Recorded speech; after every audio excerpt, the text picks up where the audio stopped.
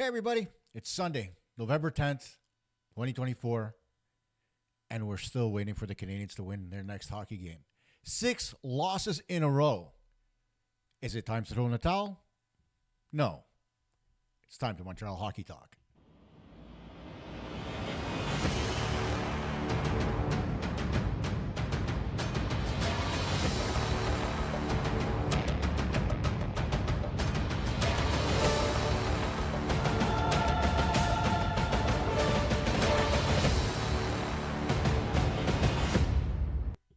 Hello, one and all, and welcome to another edition of Montreal Hockey Talk. I am, of course, Kosta, and as always, I ask you very politely, as listed below, like, subscribe, and hit the notifications bell so you can get all the latest news and notes and every episode that comes up of this fantabulous, I'm tooting my own horn, podcast. And you know what? It was a bad week for the Montreal Canadiens, but it started badly for me as well. I blew the transmission on my car. So needless to say, that in and of itself on Monday gave me a little bit of an inkling as to what the week was going to look like. And boy, oh boy, did the Canadiens not disappoint. In that caption that you see on screen, I wrote pitiful. I think it's apropos to call it a shitty week for the Montreal Canadiens. A 3-2 loss in overtime to the Calgary Flames was the closest they came to victory this week. Then a 5-3 loss to New Jersey, a 4-1 loss to the Maple Leafs, and the Canadiens, losers of 6 in a row with a single point to show for their efforts. And we're going to talk about efforts a little bit later on in the show, but looking at the last 3 games that the Canadiens played, I think the Calgary game was a little bit of a wash because the mistakes were made late in the hockey game. They played a very solid, call it 56 and a half minutes, until those 2 goals were scored. And, it's just one of those things where, a player gets hot right at the right time. And in this case, Matt Coronado, not only does he score the tying goal, but he scores the game winner. And it wasn't so much the tying goal that really pissed me off as much as it was the overtime goal. And I'm going to get into goaltending in just a little bit further down in the show. But what really pissed me off about that effort was right off the draw, Suzuki gets picked and loses his stick. Then Coronado gets pushed off to the side, like he's supposed to, by Mike Matheson. A clear shot at the net. The angle we thought was covered by Sam Montembeault. But his glove was on his hip. So what does he do? He guesses. And he guesses wrong. Dropping his right hip, putting his pad flat on the ice, Coronado goes over the glove into the top corner for the game-winning goal. And I just shook my head because that in and of itself tells you how much the Canadiens goaltenders are overthinking the game. There has to be a point in time where it becomes more fluid and a lot more natural for them. But right now it's not. And it shows in the way they handle their rebounds and stuff like that. But I'm going to go more in depth later. Then you move on to the New Jersey game where it was the Jack Hughes show. He controlled the game from start to finish, and the Canadiens were on their heels from the get-go. And it was nice for Sheldon Keefe to actually point out that the Canadiens were clogging up the neutral zone very well. And it was the same thing with Craig Berube. They both said it on Thursday and on Saturday, respectively. But that doesn't get you wins. And the biggest problem right now for the Montreal Canadiens isn't their special teams because the penalty killing has been relatively solid, except for Saturday's game, of course, against the Leafs. And then the power play has been producing at a relatively good clip, over 20%. So you can't really be that disgusted with the way they've been playing on the power play because they're getting chances and, the other teams are doing a relatively good job of stopping them as those chances come through. It's 5-on-5, which has been the Canadian strength for the last decade and a half. And so the question I ask is whether or not there's too much focus being taken onto special teams, and that special teams focus is hurting them at 5-on-5. The reason I'm saying that is very simple because your offense at 5-on-4 or 5-on-3 or wherever you want to look at as far as your special teams situations are concerned are much different. Granted, shorthanded, there's barely any offense to talk about except for the occasional odd man rush on a giveaway. But when it comes to your power play, I mean, oftentimes you're looking to get possession in the zone, you're looking to get a good shot on goal, looking to get a rebound, whatever the case is, right? And on the power play, the Canadiens are doing that. They're trying to get the puck into the middle, they're trying to get it to the bumper. But at 5-on-5, there is no bumper. At 5-on-5, there's a lot more zone plus one being played by the defensive team, where they're keeping everything to the outside, and in the middle they've got basically a rover, making sure that no pucks go into the middle of the ice so that there's no quality shots on goal. The Canadiens on their side of things are using more of a man-on-man system, and that's where a lot of the trouble is coming from. Because, I don't want to use the word organically, but more naturally, players through their careers are taught to play box plus one, right, in the defensive zone. I remember when I was coaching younger kids, and we're talking about Adam and Pee Wee, we actually had a playing card on the bench, and when a player wasn't doing what they were told, you'd flash it was a 5 of hearts we used, right? Box plus one.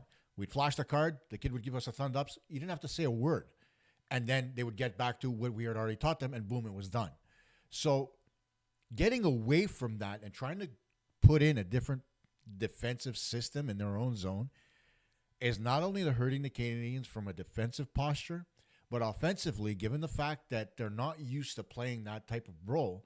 Because at box plus one, you know where your wingers are going to be, because the majority of the time they're going to be covering the points. You know where your center is going to be because he's a rover, or call him F1 or whatever you want to call him. He's going to be in there to provide support should the puck be turned over to either one of the defensemen or a winger on the wall or whatever the case is. But in a man-to-man situation, you're not always there, right? In a man-to-man situation, as an example, say the puck is along the boards and one guy's pinned another guy up against the boards. You've got the strong side defenseman that comes up to try to provide support, and the defensive forward going over to cover him. But he's out of the play, right? He's along the boards as well. Then you've got the backside forward going into the corner, providing support there as well, and another defending player going there. So you've got guys lined up along the boards, but nobody in the middle to be able to clear. So when the Canadiens do get possession of the puck, one of the players has to disengage to allow himself to be an option, thus creating a hole where the offensive team is creating a 2-on-1 situation against one of the Canadiens' defending players. There's part of the problem, right? In the box plus one structure, there's a lot more support options, whether you're going behind the net to your defenseman on the far side, or whether you're going through the middle as the center swings through, or whether you're going off the glass to the forward up at the point. There's a lot different options available. And that's part of the problem with the Canadiens adjusting to the new style of play that Marty St. Louis is trying to put in place. And yes, it is very conducive to what a lot of the teams are doing in the National Hockey League, but it's not everybody. Okay? Everybody does not have the skill set to be able to play man-on-man in the defensive zone. A lot of the players you see out there, if you use as an example, a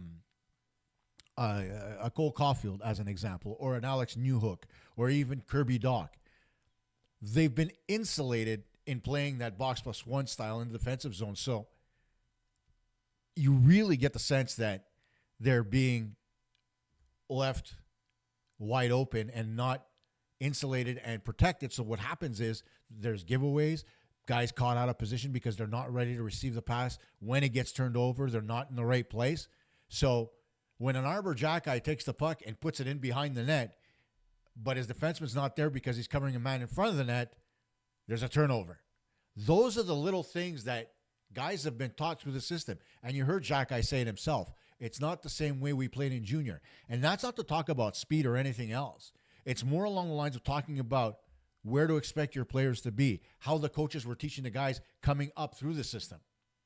And so a lot of this, what's going on, does fall, I would say, on the coaches not really knowing the hockey IQ of their individual players, right? There are players like Lane Hudson, as an example, who could think outside the box and not necessarily play within that structured system that the majority of players come out of.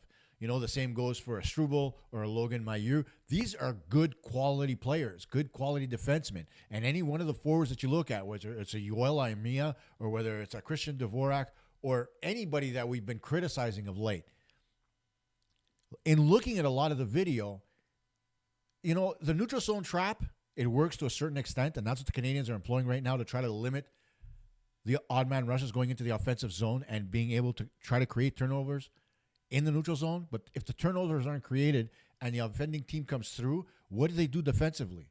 They're supposed to drop back to man-on-man. But the neutral zone trap isn't man-on-man. So you're going from one system to another and thus creating confusion. That showed in droves in the games between the Devils and the Maple Leafs. Because the Canadiens against the Maple Leafs in game number 1 of the season, the Maple Leafs dominated.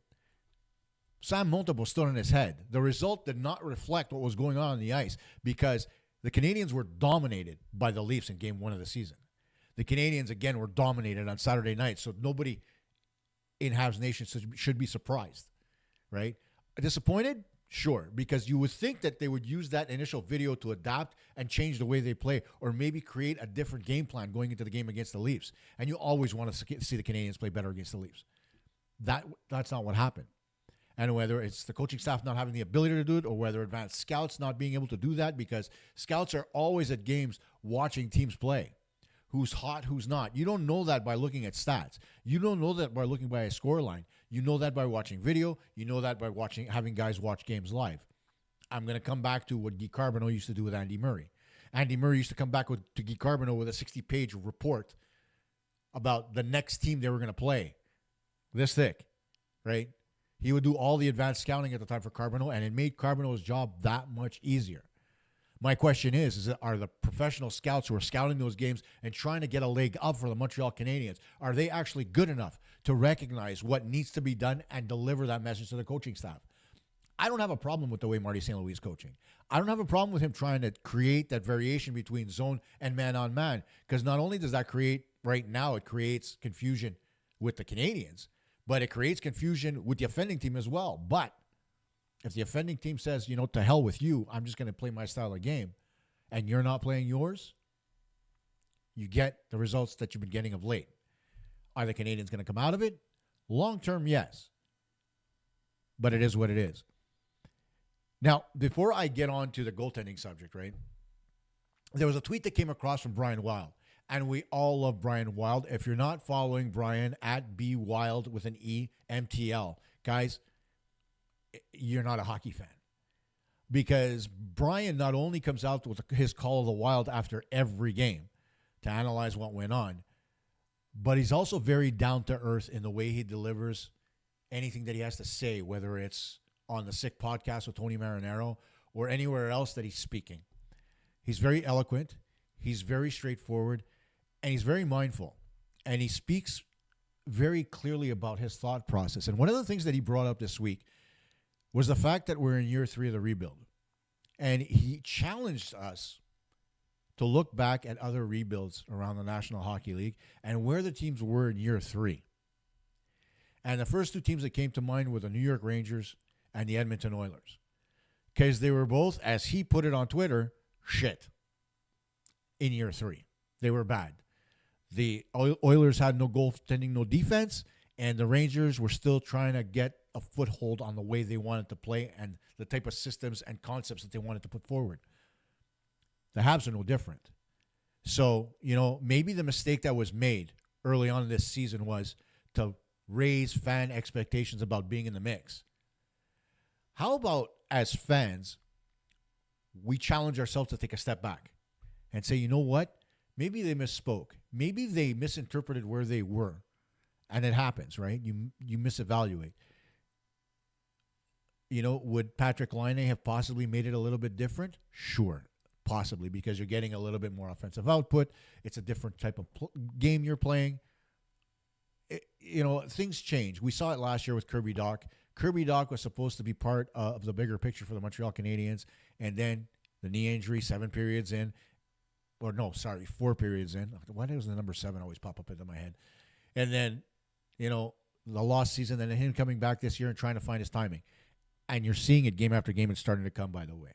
Give him some time. He's on the wing now. He's not playing at center, so he doesn't have to worry about faceoffs all that much. You take that out of his game, and his game's going to come back. He'll get his timing back. He'll get his flow back, and it'll be much better. That being said, we're going to talk about effort a little bit later, but now let's talk about the elephant in the room, which is the Canadiens' goaltending.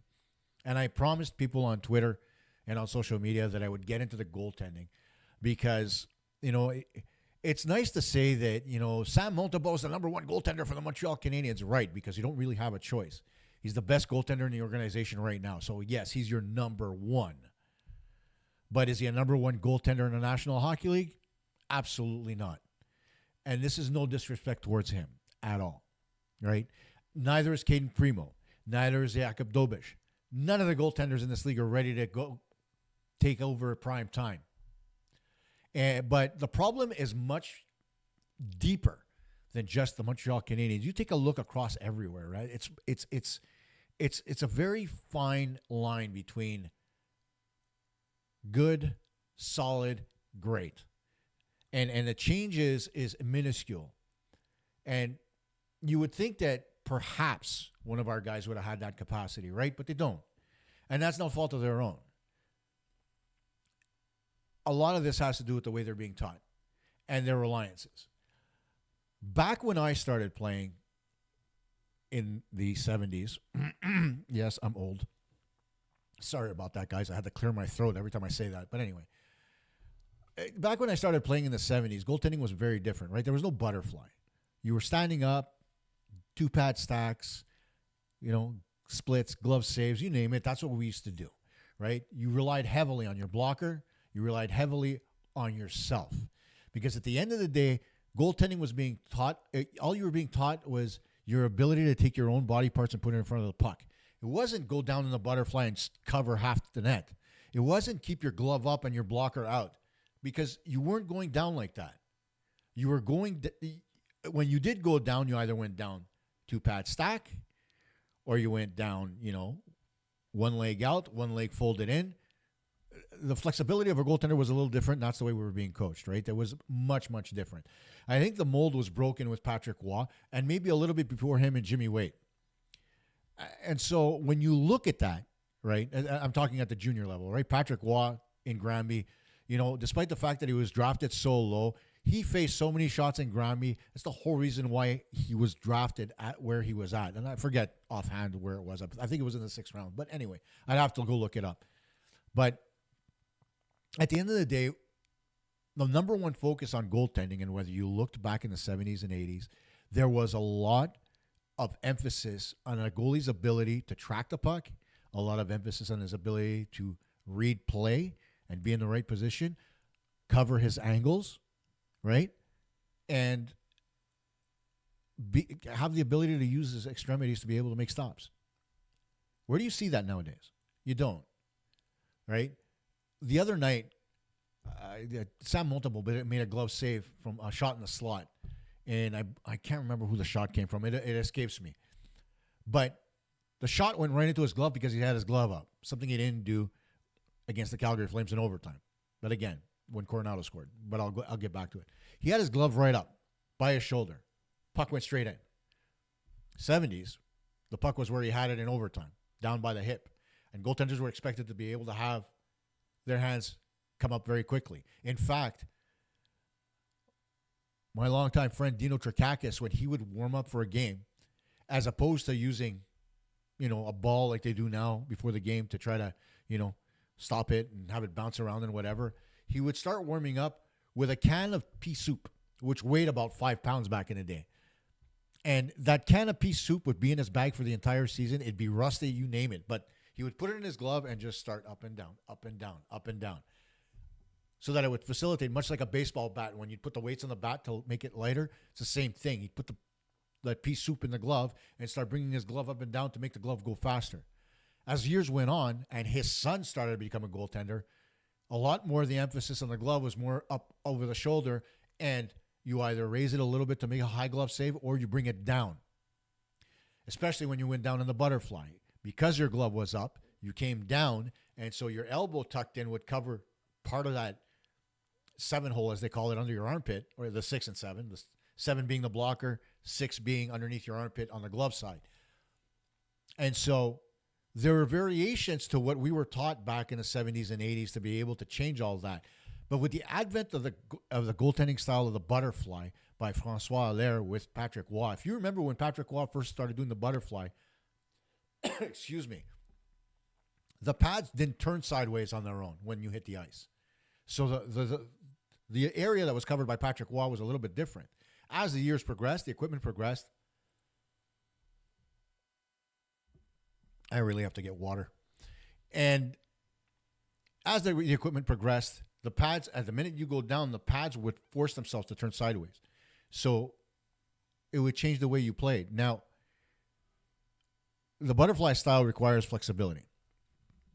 Okay, it requires proper movement, proper flexibility, proper technique. There is a lot scientifically that goes into the butterfly style. And there are things that the Canadiens goaltenders do which does not reflect what you're expected to do in the butterfly style. One of those is rely on the butterfly all the time, right? And you look at the goaltending for Montreal, you look at Montembeault, you look at Dobish, you look at Primo, and the one thing it screams out to me is that they rely too much on technique and not enough on natural ability. Because after all, you look at some of the greatest goaltenders in NHL history, whether it was Roy, Marty Brodeur, Bill Ranford, Mike Richter. The list goes on, right? In modern times, you had Mika Kiprasov. You've got Connor Hellebuck. You've got Jake Ottinger. Can I keep going? Sure. Those guys are that good because not only because of their ability to properly apply the butterfly when they're in net, but they're also good because when they don't apply it properly, they have the ability to make saves on their own. They properly track pucks, which we've seen time and time again. Sam Montembeault and Ken Primo lose them. And when you're their size, 6'3" and 6'4", you shouldn't be losing pucks. You should be able to see them. Not only that, but one other aspect of goaltending that gets removed from the equation all the time is a goaltender's ability to read what's going on the ice. What is the other team doing? And I ask myself the question, is there enough of a focus by Eric Raymond, the goaltending coach of the Montreal Canadiens, to teach his goaltenders to be able to see what offense the opposing team is using? If you know the puck's going into the slot, right, all the time, then you tend to have your goaltender play a little bit higher up in the crease so that he's at the top of his crease instead of halfway through. And you work on moving back and forth to be able to get in the proper positions quickly. When I played, you never left your feet. You were using your blades to push up, push back, push up, push back. Now, goalies are sliding out to where they need to be. Well, how many times have you seen a goaltender slide past their mark, as it were, and the puck go into the net? You see it all the time. And so, if the Canadiens are going to have better goaltending at the low levels, whether it's midget AAA, junior, the AHL, whatever level your incumbent goaltenders are playing at, like right now with Jacob Fowler, right? You look at Jacob Fowler, and Jake not only plays the butterfly very well, but he's great at reactionary saves as well when he catches himself out of position.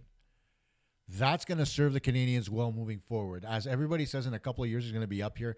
And that's the prototypical goaltender that you want for your team. Guys that are able to use technique to stop pucks, they're a dime a dozen. You can find them anywhere. Those are the guys who are going to have their save percentage between 690 and 890 and 910 their entire career. That's not what you need to win. Your goaltender has to be a 920 to 930 goaltender consistently to be able to win hockey games and to be a successful franchise. Sure, the Leafs are the exception to that rule because and Jacob Wall, it's Jacob, right? I think Wall has played very well for them thus far. But long term, is he going to be able to stand out for the entire season? We don't know, but we'll see. But they have the ability to pop goals like candy. We don't. So you got to have that goaltender with a 920, 930 save percentage. And you also have to have that goaltender who can not only, like I said, be able to read the play, be able to be sound technically, but he also has to be good reactionally, and he has to have the natural ability to stop a puck. The Canadiens don't have that in their system, and it's up to Kent Hughes and the Canadiens amateur scouts to be able to find a goaltender that can do that. Now, moving on. There is a lot of talk about effort, and it starts with our captain, Nick Suzuki. Nick Suzuki's got points. He's just shy of a point a game, I think. Right? He's like one point shy after the last game. But his effort and the way he's playing on the ice doesn't really reflect those numbers. It's like Marty St. Louis said the other day. You could see a girl on the beach wearing a bikini but she's not showing you everything. And it's the same with stats. Right? Stats show you one thing, like he's on the ice when goals are being scored, especially when your line mate is among the top goal scorers in the league. That's going to reflect because 9 times out of 10, you're going to get the first or secondary assist on goals that he scores. But it's the effort that he's making to create offense on his own for him to be able to score that is being questioned right now. And he's not the only one. But it starts with Suzuki because he is the captain. He needs to be able to lead by example, and he's not, because his example isn't where it needs to be right now. And yes, he says all the right things into the media, and he's hard on himself. We can all agree on that. But by and large, Nick Suzuki needs to put in a better effort. If Nick Suzuki puts in a better effort, you see Cole Caulfield play better. And when Cole Caulfield plays better, Kirby Dach plays better. And it just filters down the zone, down the lineup, right? Then you get the second line who's getting better chances because the other team is focusing more on the first line than the second line. And your power play is a little bit more effective because the guys are skating out there and moving. One of the things I said early in the season is that the power play was not as stationary as it used to be. Well, in the last few games, despite the fact that they have had a little measure of success, it's the second unit that's had it. The first unit hasn't because they're much more stationary. They're not using the bumper. They haven't used their tools that Marty St. Louis has actually put in their toolbox. Right? They worked on it in the preseason. They worked on it in the offseason. And by and large, they should be doing better. They're not.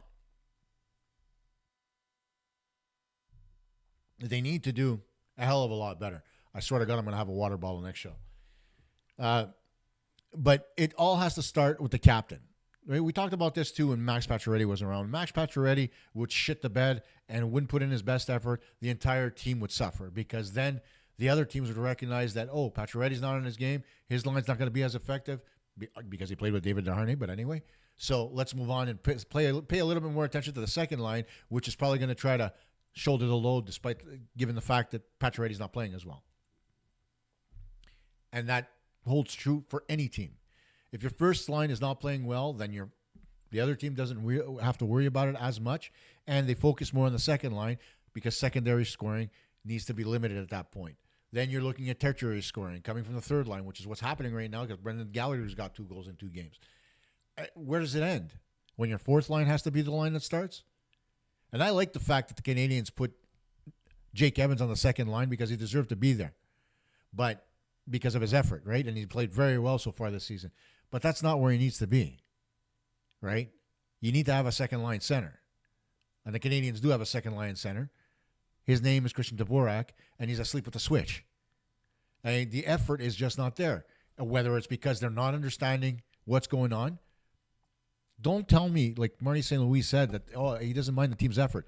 There's 2 types of effort when you're looking at a hockey team. There's practice effort, and there's game day effort. And game day effort, don't tell me that they've been doing it, because they're not. They may be working hard at practice, but when it comes to the application of what you're teaching them at practice, they're not doing it. And when they're not doing it because they're not putting in the effort and they're trying to play their way, it hurts the team long term because then somebody else doesn't know what to expect. So let's call it what it is. It starts with Zooks and it moves down the line, right? It moves out to his wingers and it moves down the lineup.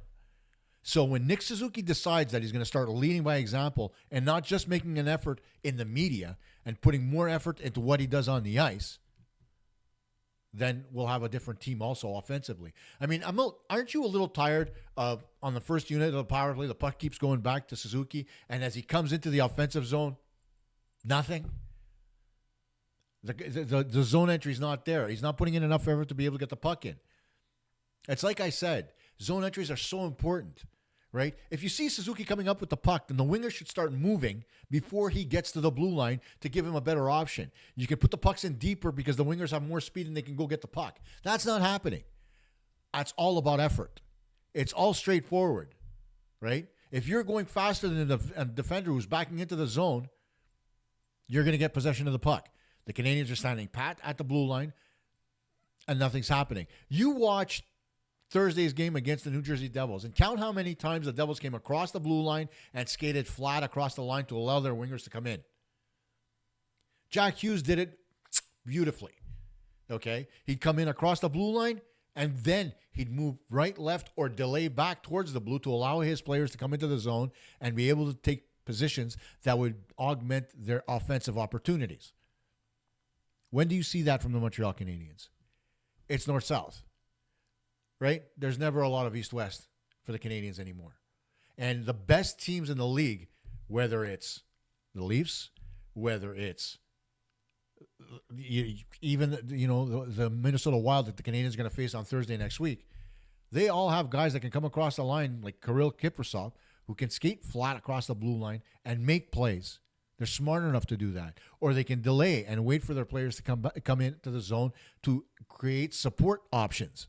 The Canadiens are going north-south, taking low percentage shots and not getting very good scoring chances. And let me talk to you about their play on the ice. This stems a long way down, right? Effort-wise. Coaches through history will use the words, take the ice the other team gives you. And a lot of time, that way of thinking does work. But when you're at the National Hockey League level, the game is always played at won and lost between the dots. The mid-ice lane, which is essentially all the way across the dots, is like the trenches in football, playing in between the hash marks. You're not going to win a football game by playing outside the hash marks. You're going to win it by working in the trenches. It's the same thing with hockey. If you win that mid-ice lane and you take control of it, whether it's offensively or defensively or both, you're going to end up winning more hockey games than you lose. But what happens to the Canadiens is they're taking the ice they're given, they're being filtered to the outside, and they're playing more hourglass hockey. And hourglass hockey is playing around the circles, through the middle, and then behind the net. And you can see it as I do it behind me, right? I'll do it again. Around the circles, behind the net, and through the middle, but never going through the middle. So you're staying on the perimeter. You're staying on the outside. You're never engaging the offensive zone from the middle.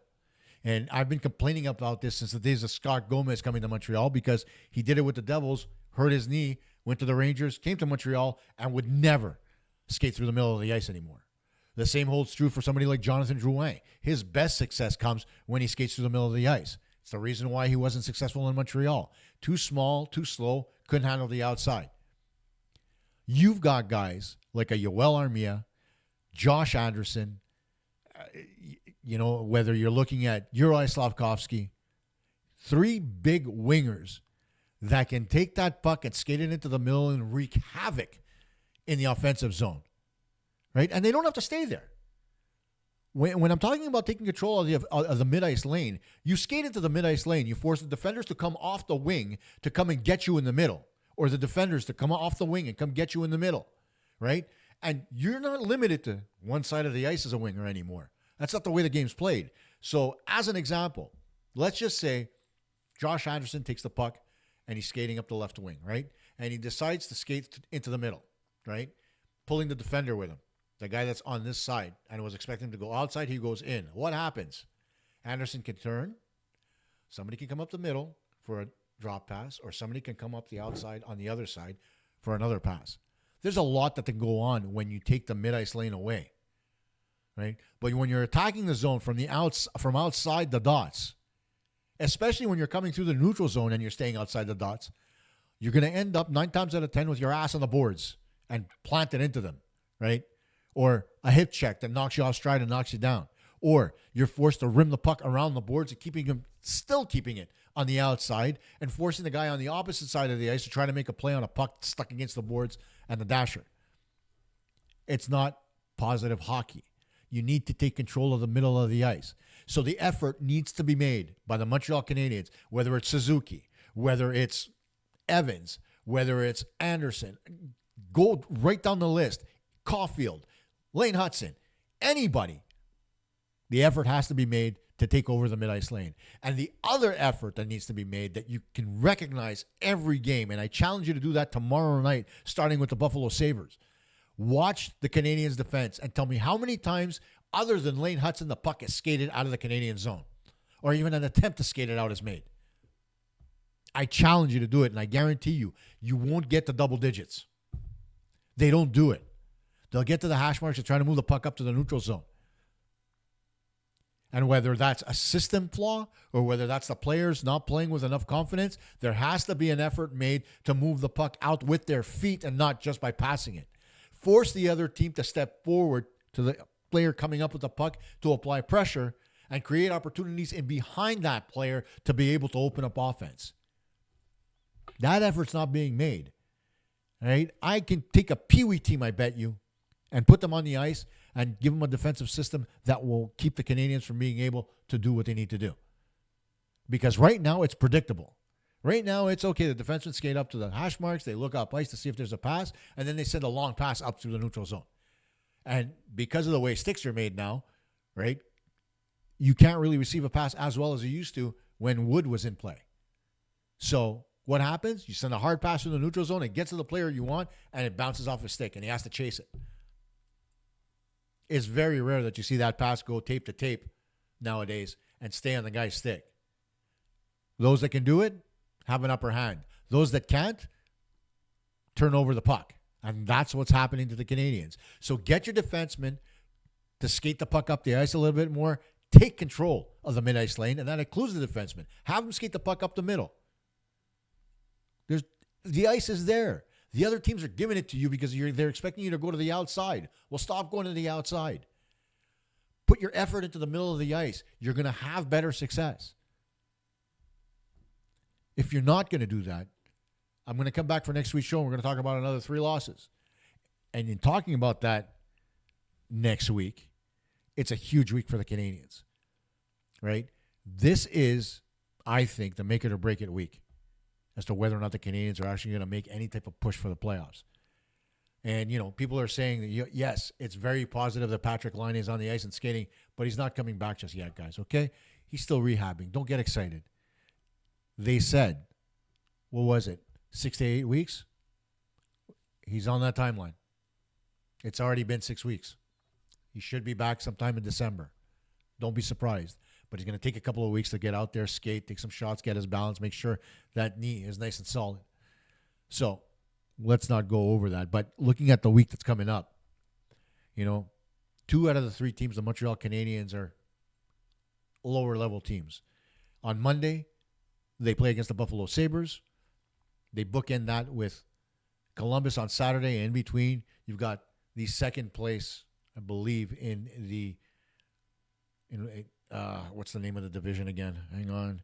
It's the West in the Western Conference. The second rank, in the Central Division, the second ranked team in the Minnesota Wild, who's 10-2 thus far. There's not much to say. The Buffalo Sabres notoriously give the Canadiens fits, and thankfully there's no more Jeff Skinner on the Sabres, but they always give the Canadiens a hard time. But they are not a very good hockey team. And there's no way, even given the troubles that the Canadiens are having right now, that they should lose this hockey game. What should be the focus here is to make sure that whatever you've been trying to get these guys to do, this is the game to build the confidence for them to do it.